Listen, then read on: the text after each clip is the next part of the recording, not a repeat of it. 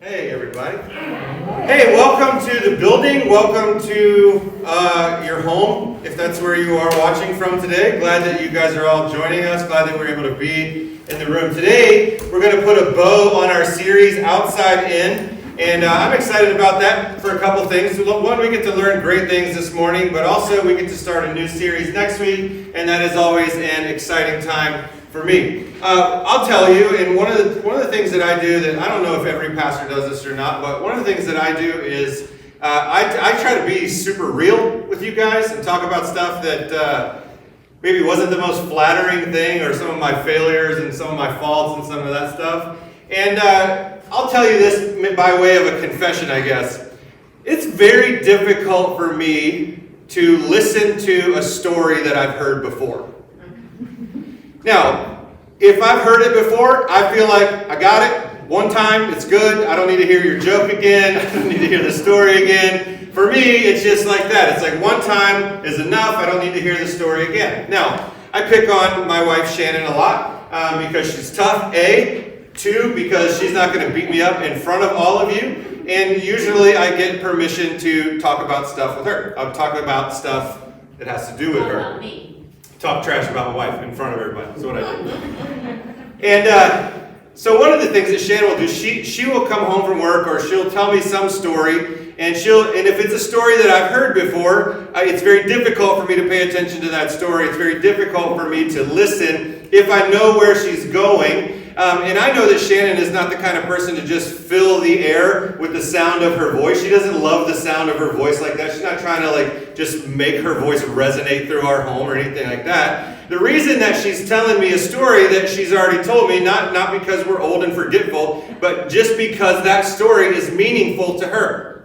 Now, that story may not be meaningful to me, and there are times when stories are very meaningful to me, and there are times when stories are not meaningful to me. But what I realize is she's not telling me those stories because she thinks they're meaningful to me. She's telling me those stories because they are meaningful to her, right? I don't know if you have anything like that in your life, but people tell stories that matter to them. People tell stories that are important to them. And so as a husband, I feel it's my duty to listen to that story and try and impart some sort of value to her in that. I failed spectacularly at this on Friday.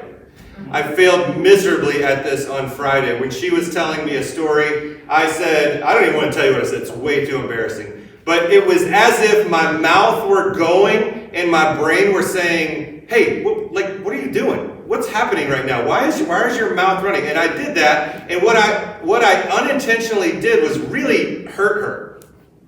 I really hurt her because I was extremely dismissive of not only her story, but of her.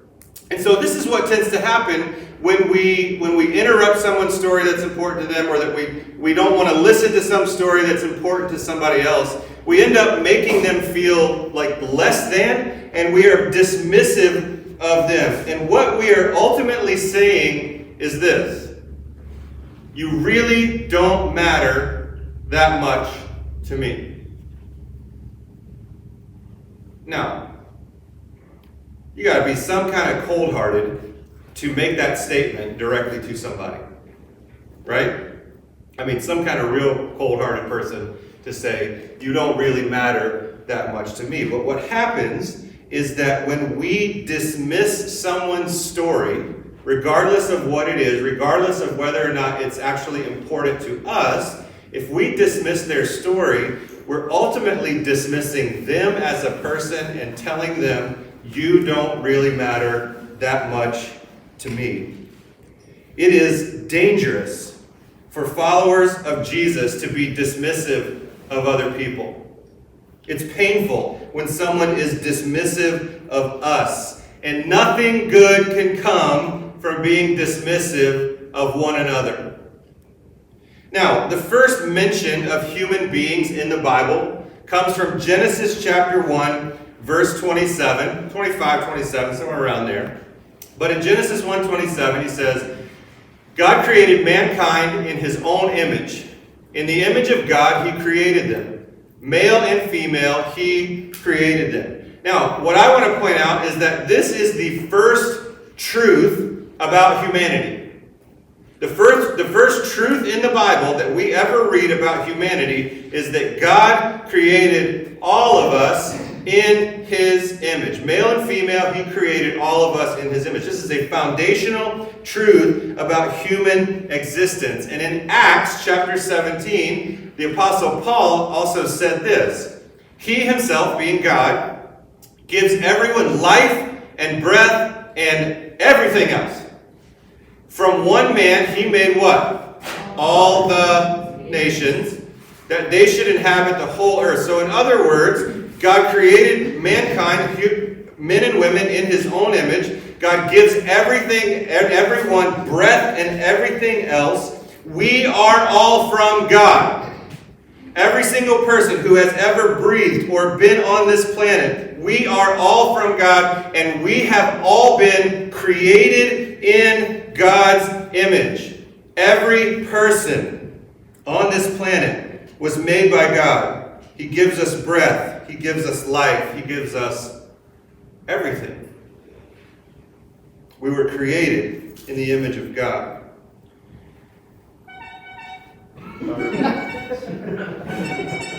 You know, those cell phones, you can turn that off here. Cell phones never go off when it's loud. You know that? It's like the devil called Verizon and was like, listen, we're going to make cell phones only go off when it's quiet. All right, there we go. Should I start over from the beginning? No, I'm not going to do that. But today, I want to take the opportunity, because we are made in the image of God, because God gives us everything, because God gives every one of us life, I want to take the opportunity again to reopen the can of racial reconciliation and talk about that. I want to give you something practical to think of, something practical to do in your life when it comes to racial reconciliation. Now, I don't want you to tune me out just because we talked about Black Lives Matter a few months ago. So please don't tune me out on this. Please listen to what I have to say. Please don't be dismissive of me as your pastor. Now, if anybody really wants to leave, the door is propped open. I'm just kidding. Don't do that. But let's not be dismissive about the things that I'm going to talk about today. The story of racial reconciliation is one of those stories that you may have heard before. It is one of those stories that may not be at the top of your list of things to be concerned about. However, because we're all made in the image of God, because God gives all of us breath and life and everything else, let us not be dismissive of the story of racial reconciliation. Now, I want you to know that I am not perfect. This message is not perfect. You will not be perfect after this message. But what I want us to do is strive towards reconciliation with people who were created and made in the image of God, just like you and me. So let's not be dismissive of issues concerning race. Because you are made in the image of God, because your breath comes from God, I'm just going to give you one thing today. One practical thing that you can do toward racial reconciliation. Now, we know, we've talked about already, we're all made in the image of God. God loves all people. That's like the other foundational truth in the Bible about humanity, is that God loves everyone. And every battle that is between human beings is a spiritual battle. The Bible tells us that in no uncertain terms. That if there is a problem between me and you, it is a spiritual battle. It is not a battle between you and I. It is a battle that is being waged, as the Bible says, in the heavenly realms with demons against the two of us. And so when it comes to the idea of racial reconciliation, please understand it is not a battle of your flesh and blood or your skin tone. It is a spiritual battle, and it must be addressed. All of that is biblical. None of that is opinion. So what is a way that we can put flesh and blood onto racial reconciliation? I'm just going to give you one thing, and it's this. Live empathetically. I told you it wasn't going to be perfect. I told you maybe that this thing is not going to be exhaustive. We're not going to be perfect when we leave this room today. But we will have something practical that we can do. We can begin to live empathetically. Brene Brown is a clinical psychologist, and she says that empathy is feeling with people. Feeling with people. Now, imagine you have a friend who is stuck in a hole somewhere. And you look down at your friend and you go, man, that sucks. Sucks that you're stuck in that hole. That would be sympathy. It's identifying that somebody else has some pain or something that they're going through. Empathy would do this. Dude, you're stuck in a hole. That sucks. Let me come down there with you. See, empathy is feeling with people, meaning that you go and you engage, not that you just stand off and say, wow, that sucks. It's tough to be you. I hope I hope you get out of that soon. James even talks about this in the book of James. He says that if anyone has food and water and you tell someone go and be warm and well fed, but you don't take care of their needs, what good have you done? Empathy says that I'm going to be in this with you. I'm going to do this with you. Empathy is recognizing that someone is struggling and that you take the time to go sit with them in the struggle. Not from the outside, not on TV, not on social media, but with them. Empathy doesn't make excuses, and empathy doesn't downplay someone else's struggle.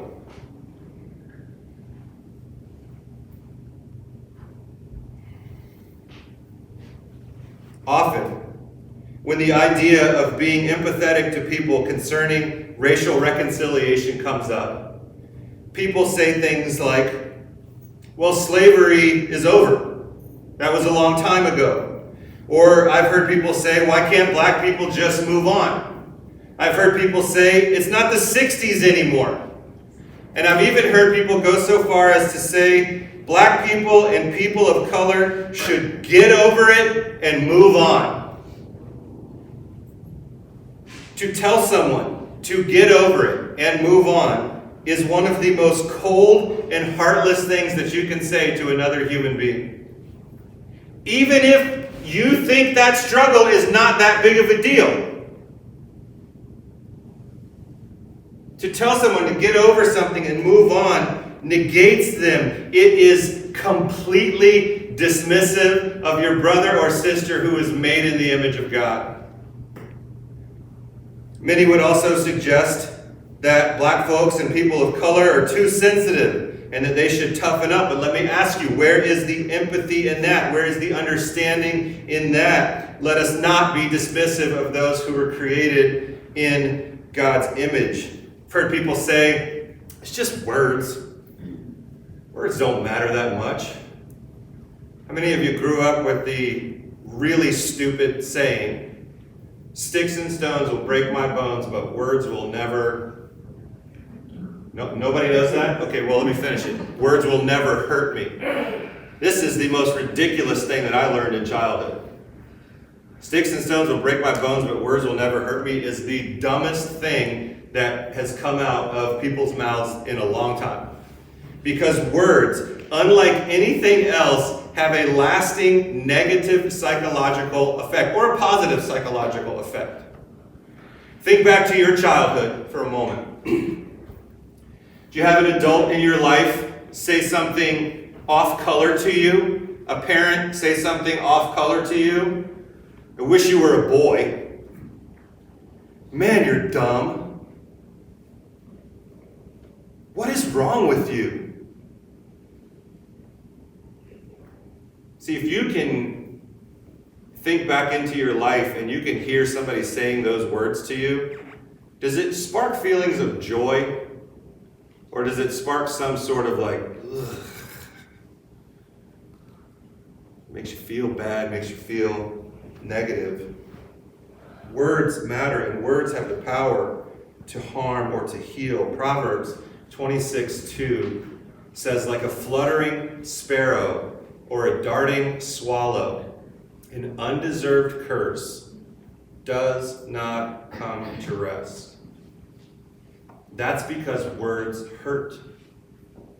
Words can hurt. Words can heal. So I want to read you a story.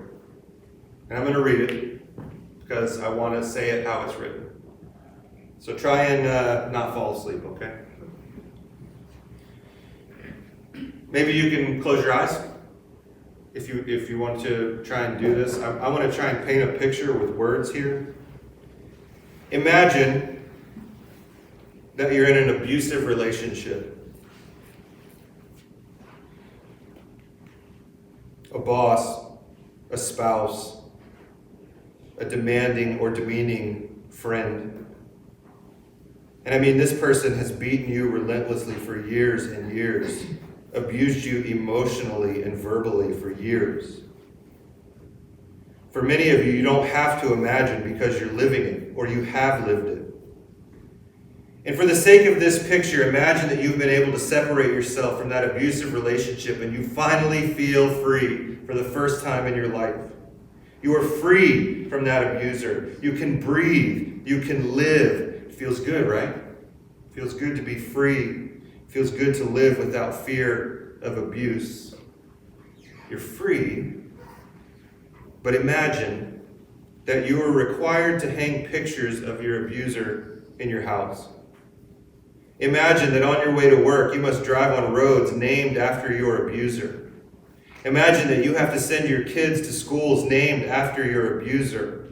And when you get to your office, there's a glorious, flowing, statuesque fountain of your abuser as you walk in.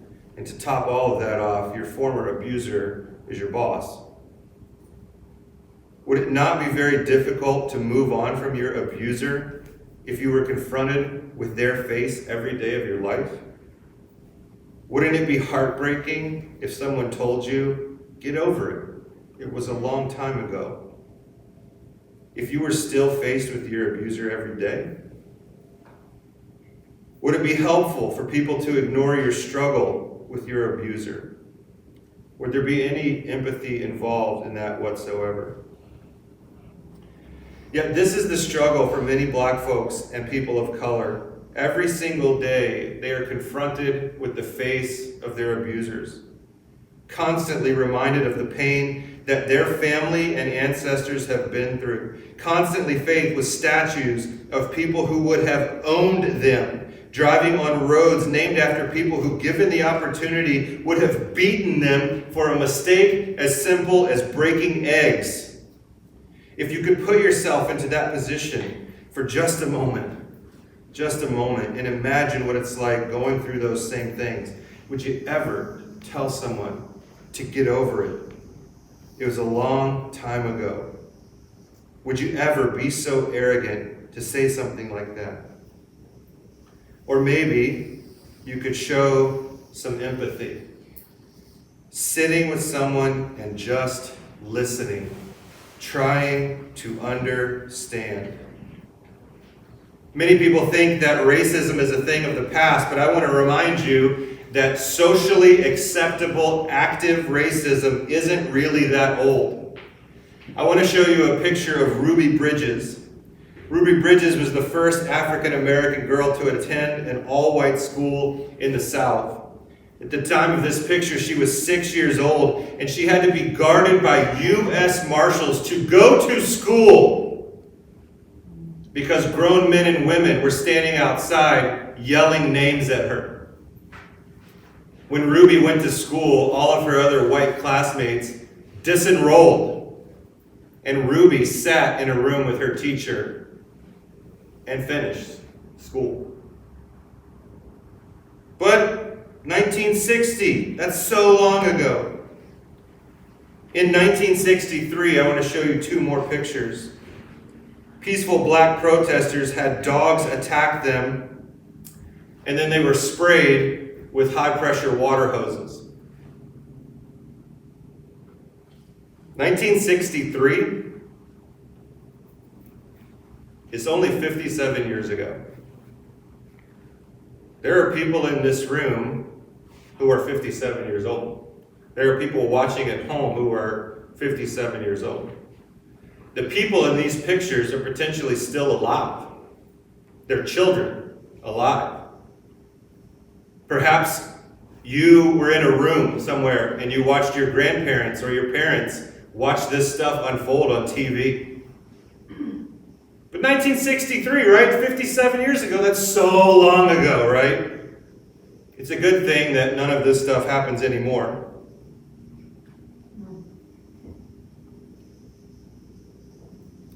We never see black people or people of color treated poorly anymore, right? Good thing it's all over. In case you're not picking up what I'm putting down, I understand that it's not all over. Jesus died 2,000 years ago and we still can't get that relationship right. Let alone things that happened 57 years ago or 300 years ago. These ripples, the ripples of our sin, the ripples of everything going on in our life, they take massive amounts of time for people to deal with and for them to go away. But imagine, let's just imagine, all right? Let's imagine for a moment that there's no physical violence or racism toward black people or people of color. Even if none of those things were happening anymore, black students still have to walk past statues on college campuses of people who would have owned them. Black drivers still have to drive on roads named after people who would have beaten them. And so there's room, in my opinion, for racial reconciliation. How is there any empathy? How is there any love to tell another image bearer of God, get over it, it was a long time ago? Where is the empathy in that? How is the love of Jesus present in that?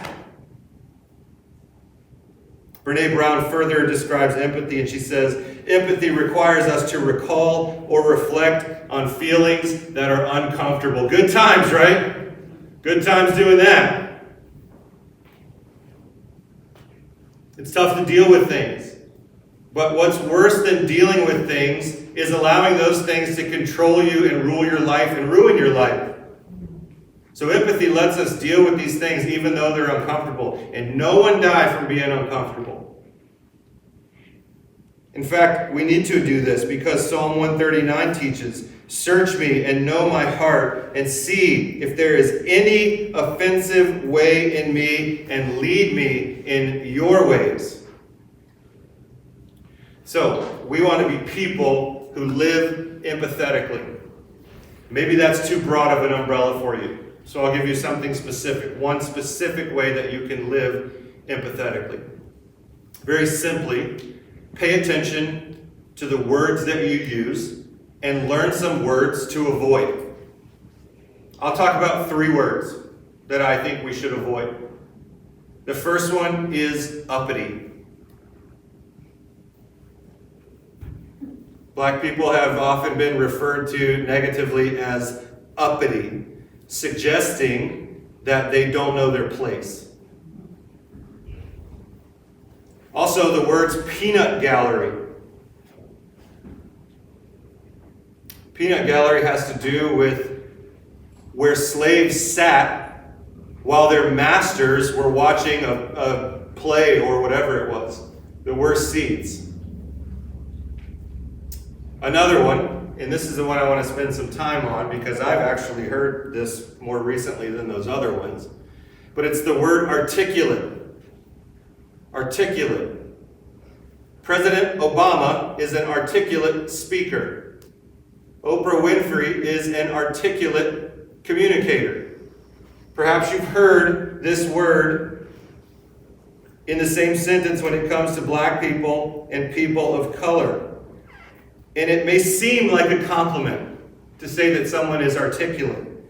But because it's always said in a surprising tone, it suggests that it is a shock for them to be able to do that. To articulate something is the minimum ability to convey a thought. Do you guys get that? You get what I'm saying here? It's the minimum ability to string a sentence together. And so I want you to hear what this guy, Yannick Marshall, he's a professor, what he said about this word. The pleasantly surprised tone in which it is usually offered reveals that the speaker subscribes to a way of thinking that holds that black people are typically inarticulate, Articulate blacks are therefore a welcome exception to the rule. To articulate something is the minimal ability to do that. So instead of saying that someone is an articulate speaker, maybe you could say something like, he is an extremely engaging speaker. Or her words are very compelling. Don't let the inability or the suggestion to not use the word articulate stop you from paying a compliment to someone. Just consider how you could do that more empathetically. Now, you may hear those words and think, well, I never meant it that way. How you meant it is irrelevant. Because those words, when they're a part of our regular vocabulary, they are evocative of an abusive past that's still rippling through humanity, that is still rippling through the image bearers of God. For racial reconciliation to happen, we have to start with empathy. I wasn't in this struggle. That doesn't mean it's not my problem. We should work to reconcile the image bearers of God. Now, if in your heart you are fighting against the words I'm saying right now, empathy will be very difficult for you. If you're thinking of statistics that you read somewhere, empathy will be very difficult for you. So I'm not talking about all that. I'm talking about the image bearers of God reconciling and relating to other image bearers of God. We're all made in His image.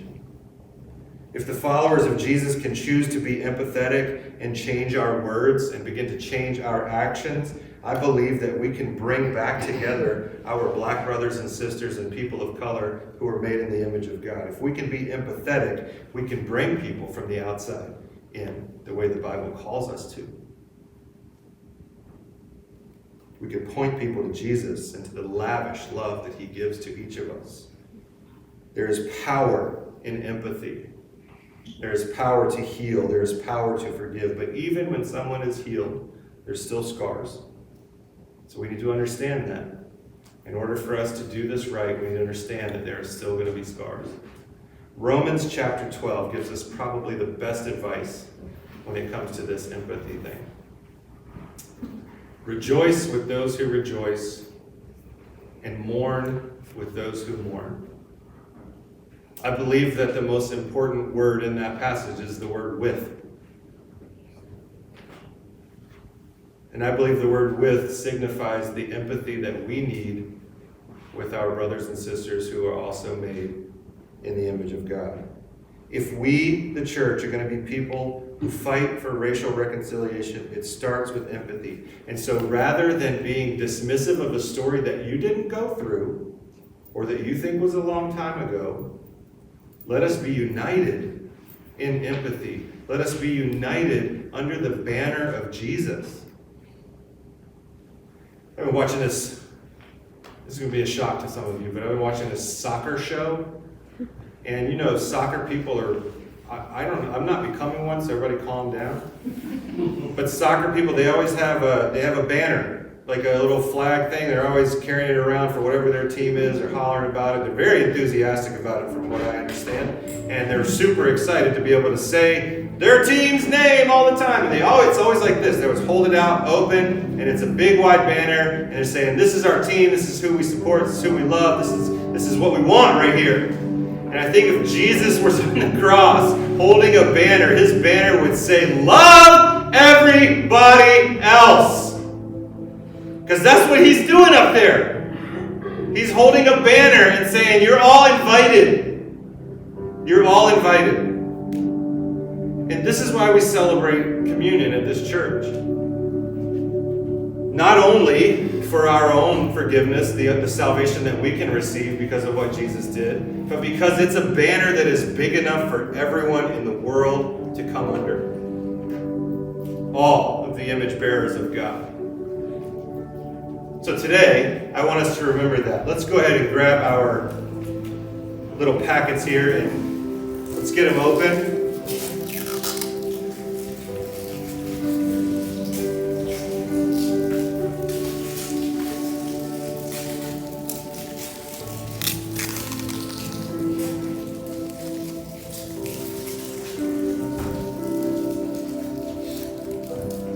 If you've been in church much in your life, and if you haven't, that's okay, and you're joining us here or online, I'm so glad you're with us. I'm glad you're part of this today. But if you've been in and you've probably heard the story of Jesus going to the cross numerous times, I mean, if you've been going for years, you've heard it 4 million times, without any doubt. Jesus went to the cross, Jesus died for you, Jesus rose again, and you go, yeah. We got lunch reservations. Let's get out of here. But I would say, just because you've heard the story, do not be dismissive of what Jesus did in Jesus' story.